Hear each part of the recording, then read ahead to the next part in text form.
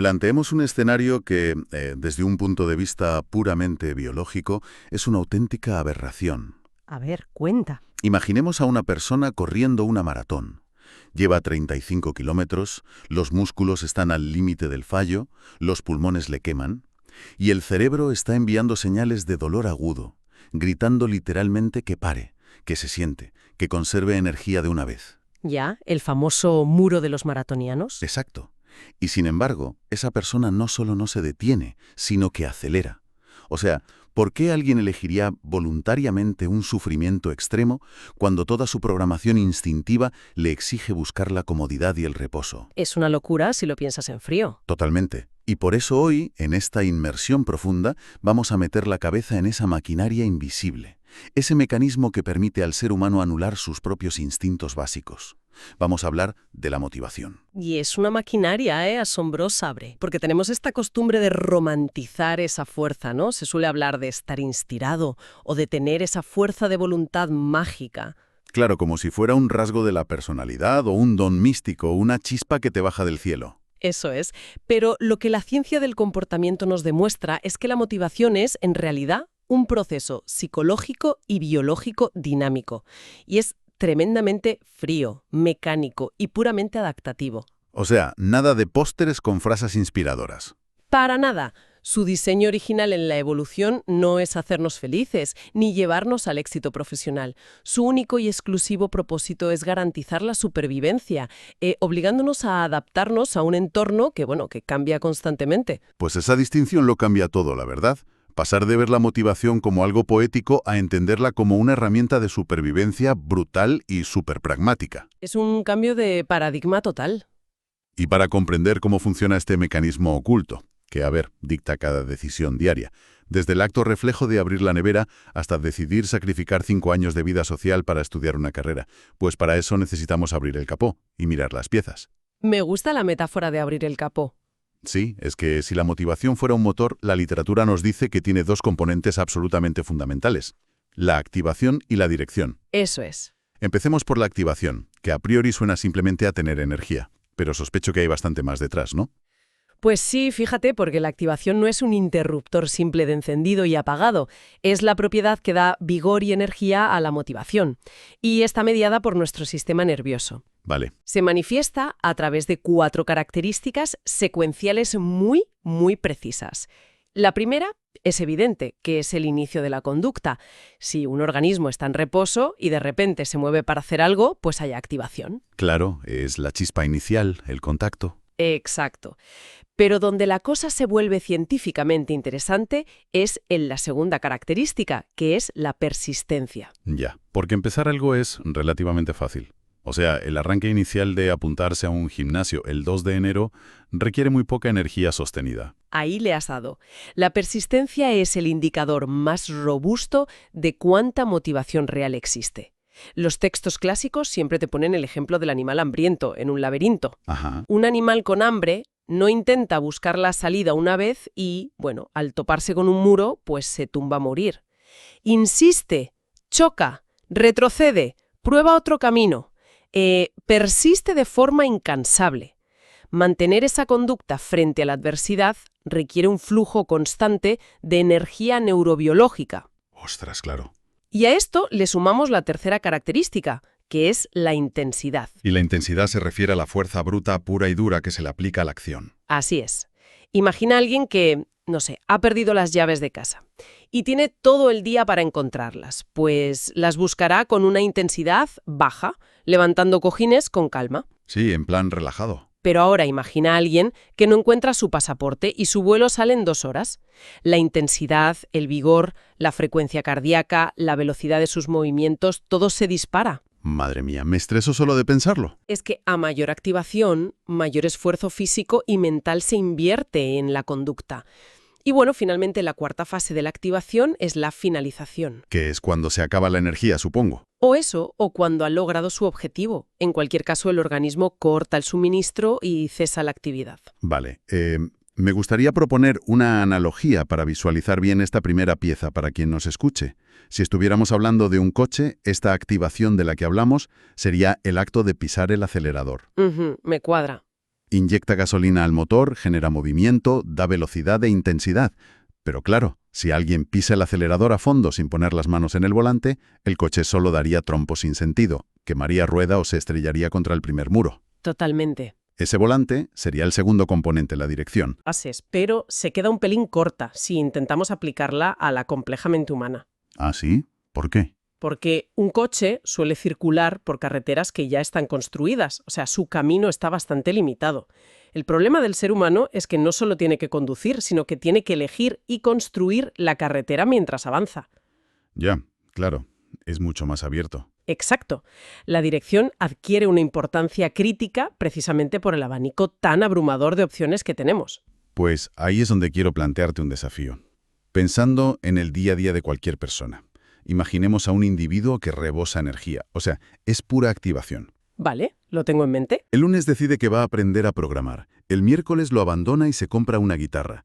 El viernes decide que lo suyo es escribir una novela. Llega al final de mes, está agotadísimo. Ha consumido muchísima energía, pero no ha logrado absolutamente nada. Según este esquema mecánico, ¿qué está fallando aquí? Pues lo que describes es una hiperactivación con un fallo catastrófico de dirección. Un desastre, vaya. Para un instinto animal muy básico, la dirección es casi automática. O sea, el depredador siente hambre, ve una presa y la dirección de su conducta se fija en esa presa de forma lineal. No se pone a dudar sobre qué presa le apetece más. Claro, pero en el ser humano complejo, el entorno moderno ofrece millones de estímulos y posibles metas. Y a más opciones disponibles, más difícil resulta predecir la conducta humana. Es la parálisis por análisis, ¿no? Sí, porque la dirección no es solo ir hacia un lugar, es la selectividad de metas. Requiere procesos de pensamiento complejos, evaluar opciones, descartar distracciones y, sobre todo, mantener el foco en un único objetivo a largo plazo. O sea, agarrar el volante bien fuerte. Exacto. Sin esa selectividad, como decías, la energía del acelerador simplemente se evapora en el aire. La dirección es esa brújula que separa la cognición humana avanzada del comportamiento puramente reactivo. Bien. Entonces tenemos la energía, esa activación latente, y tenemos el volante de la dirección apuntando hacia un objetivo. Pero esto nos lleva a la pregunta del millón en este análisis. ¿Qué es exactamente lo que presiona ese acelerador? Buena pregunta. ¿De dónde nace el impulso original que nos saca de la cama por la mañana? Al revisar los textos teóricos, vemos que existen fuerzas de tracción y fuerzas de propulsión, los determinantes internos que tiran de nosotros y los externos que nos empujan. Pues empecemos por los cimientos biológicos, los determinantes internos. Son fuerzas que nacen en las profundidades de nuestro organismo y ejercen una atracción. Literalmente, tiran de nuestra conducta. Desde dentro hacia afuera. Eso es. El más primario es la herencia, nuestros factores genéticos. Venimos con un código preinstalado que nos dicta necesidades biológicas innatas e innegociables. Buscar comida, agua, dormir. Aparearnos, todo eso, son imperativos absolutos de supervivencia. Y profundamente ligado a esa biología está el segundo determinante interno, que es la homeostasis. Que el concepto clásico es compararlo con el termostato de una casa, ¿verdad? Sí, es la típica comparación. Si la temperatura baja de los 20 grados, la calefacción se enciende automáticamente para recuperar el equilibrio. O sea, si a nuestro cuerpo le falta azúcar, se enciende la señal del hambre. Pero cuidado con esa comparación del termostato, porque la homeostasis humana es mucho, mucho más que un simple termostato pasivo. ¿Ah, sí?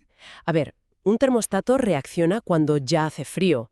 Sin embargo, el cuerpo humano genera estados de tensión psicológica muy agresivos cuando se rompe el equilibrio óptimo fisiológico. El cerebro no solo detecta un déficit químico, ¿Qué hace entonces? traduce ese déficit en una sensación psicológica intolerable que monopoliza tu atención por completo. Te obliga a buscar agua o comida no por capricho, sino porque percibe una amenaza directa a la vida. ¡Wow! Claro, no es solo que salte un piloto rojo, es que te vuelves loco buscando agua. Exacto. Sin embargo, no somos únicamente sistemas digestivos y genes, afortunadamente. Totalmente, porque si solo fuéramos biología básica, no habría arte, ni ciencia, ni progreso, ni estaríamos aquí grabando este análisis. Ahí entran los dos determinantes internos superiores. El primero es el crecimiento potencial. Existe en la psique un impulso inherente hacia la autorrealización. Esa necesidad de mejorar, Sí, una necesidad de desarrollar completamente nuestras capacidades, de ser competentes, de dominar nuestro entorno. Y esto opera de la mano del cuarto determinante interno, que son los procesos cognitivos. ¿Y eso cómo funciona? Pues es cómo nuestra mente procesa la información, cómo calculamos probabilidades, cómo imaginamos escenarios futuros que aún no existen, y cómo esa simple imaginación genera la motivación para actuar hoy. O sea, esos son los motores internos que tiran. Pero fuera de nuestra piel hay un mundo que empuja constantemente, que serían los determinantes externos. La propulsión, vaya. Exactamente. Y aquí el aprendizaje es el rey. A lo largo de la vida, aprendemos a conectar ciertos estímulos del ambiente con respuestas internas. Sabemos que si trabajamos, recibimos un salario, y esa conexión aprendida mantiene nuestra conducta en el tiempo. Muy buen ejemplo. Y también está la interacción social, que, madre mía, ejerce una presión brutal. El simple hecho de estar en un grupo modifica lo que queremos hacer por pura necesidad de conformidad, de encajar o por obediencia a una autoridad. Somos animales sociales, al fin y al cabo. Y el determinante externo que suele gobernar gran parte de la conducta diaria es el hedonismo. Ah, ¿el placer? Es un principio básico en la psicología, la búsqueda del placer y la evitación sistemática del dolor o el displacer. Las condiciones ambientales que nos provocan bienestar nos impulsan a acercarnos, y aquellas que nos generan dolor nos obligan a huir o a protegernos. Vale. Pero aquí es donde tengo que intervenir y pararte un segundo. Porque hay una contradicción masiva si observamos el mundo real. A ver, Volvamos al ejemplo del principio, a esa persona corriendo una maratón. O pensemos en un estudiante de oposiciones que renuncia a su vida social, duerme 5 horas al día, vive con una ansiedad constante durante 3, 4, 5 años. Todo por un examen. sí, la clásica travesía del desierto. Exacto. Si el ser humano está diseñado biológicamente por el hedonismo, para huir del dolor de forma sistemática y buscar la comodidad, esta gente representa un fallo en la matriz. Total. El hedonismo grita, quédate en el sofá, el placer está aquí, el esfuerzo es doloroso. Y sin embargo, la persona elige aislarse, estudiar o correr hasta la extenuación. ¿Cómo sobrevive la motivación cuando el entorno y el cuerpo solo te ofrecen dolor a corto plazo? Pues esa es la gran paradoja del comportamiento humano. Y la respuesta es fascinante, porque los determinantes nunca, jamás, actúan de forma aislada. Vale, se mezclan. Son fuerzas que compiten y colaboran en milisegundos. Lo que ocurre con el opositor o el maratoniano es un triunfo absoluto de la cognición sobre la biología básica. Ostras. Un determinante interno cognitivo, apoyado por ese crecimiento potencial del que hablábamos, se vuelve tan fuerte que logra amordazar al instinto hedónico. O sea, es como si el cerebro proyectara una película del futuro que es mucho más convincente que el dolor que sientes en el presente. Exactamente. El estudiante anticipa cognitivamente la estabilidad, el orgullo, el éxito futuro. Y esa imagen mental genera una fuerza de tracción interna tan absolutamente arrolladora que logra someter y anular la fuerza de propulsión externa que le pide evitar el estrés inmediato. Es como un pulso, y ganadamente. Eso es. Como señalan teóricos como Fernández Abascal, lo interno tira hacia un propósito superior y lo externo impulsa en reacción al ambiente. Cuando la tracción interna tiene suficiente valor, el individuo puede soportar niveles casi infinitos de dolor externo a corto plazo. Es la máxima expresión de nuestra complejidad adaptativa. Me parece brillante de verdad. Entonces, recapitulando. Ya hemos destripado las piezas. Sabemos que la activación pone la energía, la dirección marca la ruta, y la batalla entre los determinantes internos y externos es lo que nos empuja a arrancar. Un resumen perfecto. Pero claro, tener las piezas sobre la mesa del taller no es lo mismo que ver el motor funcionando a 2000 revoluciones en una autopista. Desde luego que no. ¿Cómo se ensambla cronológicamente todo esto en la realidad? Porque un proceso motivacional no ocurre en un milisegundo. Tiene un inicio, un desarrollo y un final. Lleva su tiempo, claro. Y me consta que para mapear esta ruta existen 3 grandes modelos teóricos que arrojan muchísima luz sobre dónde solemos fracasar estrepitosamente. Así es. Y si queremos diseccionar la secuencia exacta de nuestros actos, el modelo de Deckers es un punto de partida excelente por su claridad, la verdad. ¿En qué consiste? Pues lo divide en 3 grandes momentos cronológicos. El primer paso es lo que él llama la elección del motivo. De todo el océano de cosas que podríamos hacer, el individuo selecciona una meta concreta. Ya, pero elegir la meta suena a la parte fácil y divertida. Es el 31 de diciembre cuando alguien elige como motivo, bueno, ponerme en forma este año o montar mi propia empresa. La elección genera mucha dopamina, pero no es la realidad, es solo la intención. Totalmente. Y por eso el segundo paso de Deckers es donde la inmensa mayoría de los procesos motivacionales mueren de forma trágica. Las famosas conductas instrumentales, ¿no? Esas mismas. Estas son todas y cada una de las acciones físicas, el esfuerzo, los sacrificios y el trabajo sostenido que sirven como instrumento para acercarse a la meta elegida. O sea, las conductas instrumentales son la parte fea que nadie publica en redes sociales. Tal cual. Si la meta es abrir un restaurante, la conducta instrumental no es cortar la cinta de inauguración haciéndote la foto. Es pasarse 3 meses rellenando formularios de licencias, discutiendo con proveedores, calculando márgenes de beneficio a las 2 de la madrugada con un café frío. Es la pura fricción entre el deseo y la realidad. Y el nivel de motivación de esa persona se medirá precisamente por la frecuencia, la intensidad y la duración de esas conductas instrumentales. Quien realmente está motivado soportará esa fricción, aguantará el tirón. Y si consigues no rendirte en esa fase, Si se logra atravesar ese desierto, entonces se llega al tercer paso de Deckers, que es la satisfacción o conducta consumatoria. Es el resultado final, el momento en el que se alcanza el objetivo, se consume la recompensa y el organismo evalúa si las consecuencias compensaron todo el esfuerzo invertido. es un modelo secuencial muy limpio, ¿eh? Eliges, sufres un montón en el proceso y alcanzas la meta.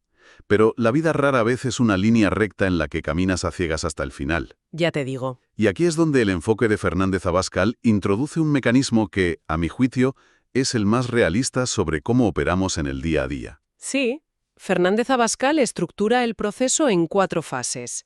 Anticipación, la fase de activación y dirección, la conducta activa, y añade un elemento absolutamente crucial que Deckers no enfatiza tanto: ¿Cuál es? la retroalimentación del rendimiento.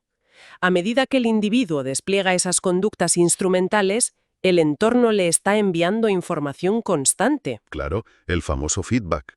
¿No esperamos al final de la maratón para saber cómo vamos? ¿Te vas dando cuenta en el kilómetro 10? Exacto. El mundo te responde en tiempo real. Si estás intentando aprender un idioma y tras 2 semanas logras entender una canción básica, el entorno te da una retroalimentación positiva. Te sube la moral. Tu cerebro evalúa, vale, la estrategia funciona, la meta está más cerca. Eso retroalimenta la activación y afina la dirección. Ya, pero ¿y si pasa lo contrario? Si estudias durante un mes entero, haces un examen de prueba y sacas un 0 patatero. Pues ahí recibes una retroalimentación de fracaso. Esa información obliga al sistema motivacional a tomar una decisión crítica en cuestión de milisegundos. ¿Qué hacemos ahora? Exacto. Abandonamos la meta, aumentamos la intensidad del esfuerzo a tope o cambiamos la estrategia y buscamos otra dirección. Es un bucle continuo de ajuste. Ese concepto de ajuste constante nos lleva al que probablemente sea el modelo más calculador de todos, que es el modelo de Palmero. El de Palmero es tela. Porque Palmero nos dice que antes incluso de dar el primer paso, la mente opera como una especie de ordenador cuántico evaluando probabilidades. Él divide todo el proceso en 2 grandes bloques. Sí, Primero, la toma de decisiones y elección del objetivo. Y segundo, el control de la acción. el modelo de Palmero es fascinante porque sitúa a la cognición en el absoluto centro de mando. Cuando un estímulo aparece, el individuo entra en una fase de evaluación profunda y casi matemática. No da un paso en falso. No se lanza a ciegas, no. La mente evalúa los recursos propios disponibles, el esfuerzo físico y mental que requerirá la tarea y, lo más importante de todo, establece una ecuación entre 2 variables críticas. Expectativa frente a valor. Eso es, la expectativa de éxito frente al valor del objetivo. Pues detengámonos un momento en esa ecuación, porque aquí es donde se explican las mayores locuras y genialidades del comportamiento humano. A ver cómo lo planteas. Expectativa de conseguirlo frente al valor del objetivo. Plantéatelo así en un caso práctico extremo de la vida real. Imaginemos a alguien en una empresa que necesita desesperadamente un ascenso, ya sea por una crisis económica en casa o por un anhelo de estatus insaciable. Vale, mucha presión. Sin embargo, sabe perfectamente que su jefe le detesta, no tiene la titulación ideal y compite contra 3 candidatos externos brillantes. O sea, lo tiene en Ebro. Exacto. Su expectativa racional de éxito tiende casi a cero. Si nuestra mente es tan calculadora como dice Palmero, ¿por qué no desactiva la motivación al ver que el pronóstico es de fracaso y miente? ¿Por qué esta persona, en lugar de rendirse, decide presentarse y pelear por el puesto dejándose la piel? Pues porque la mente no es un ordenador frío que solo obedece a las probabilidades estadísticas de un Excel. Es un mecanismo de supervivencia. Claro. Según explica el modelo de Palmero, en condiciones normales, una expectativa baja combinada con un bajo valor anula por completo la motivación.